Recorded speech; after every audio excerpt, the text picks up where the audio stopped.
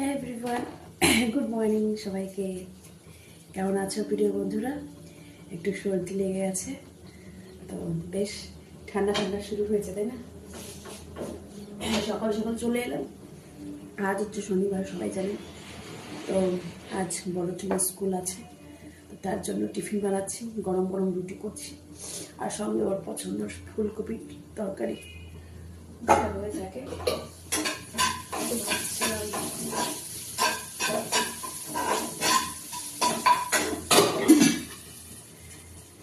ভাবছিলাম একটু কাজ করছি, ঝট করে সবার সাথে কথা বলি, তাই চলে এলাম।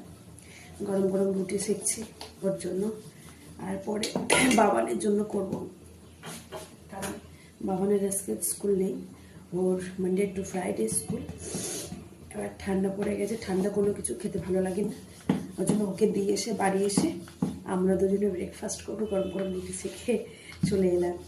তো ঠান্ডা আসছে, গলার মতো খুসখুস করছে, কিন্তু সকালে চা খাওয়ার মতো সময় নেই। এক পাশে কি খেয়ে যাবে সেটা তৈরি হচ্ছে, আর এক পাশে টিফিন রেডি হচ্ছে। তো ভাবছি যে আজকে ভেবেছিলাম পালং শাকের পরাটা করে দেবো, তো খেতে খুব ভালো লাগে। ঠান্ডার সময় তো পালং, ফুলকপি এই সমস্ত তো থাকে না, পালং শাক ইত্যাদি এই সমস্ত থাকেই থাকে, মাছটা একদম এইগুলো কমন সবজি, সবার বাড়িতে পাওয়া যায় ঠান্ডায়। ফুলকপি বাজারে এসছে মানে ঠান্ডা চলে এসেছে। এখন সব সিজনেই পাওয়া যায় ফুলকপি, কিন্তু মানে কপির যে আইটেমসগুলো হয়, ওলকপি, পাতাকপি, তারপরে ফুলকপি, হ্যাঁ এইগুলো ঠান্ডা মানে কপি আর পালং শাক, মূলো ইত্যাদি। যাই হোক, চলুন তাহলে বেশি আর কথা বলছি না, ঝট করে টিফিন হয়ে গেছে, রেডি করে দিতে হবে। যতই ঠান্ডা থাকুক না কেন উঠতে তো হবে, তাই না? উঠতে তো হবে।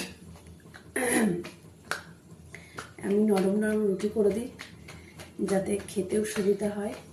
অ্যাকচুয়ালি আমি জানি না রুটিগুলো নরম হয়,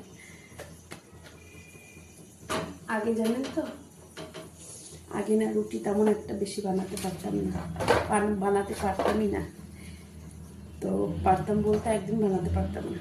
আমার রুটি বানানো শেখা হচ্ছে আমার বরের কাছ থেকে, আমার বর শিখিয়েছিল রুটি কীভাবে বানাতে হয়। তো তখন থেকেই বাস চলছে, এখনও চলবে, যতদিন আছি দুনিয়াতে চলবে।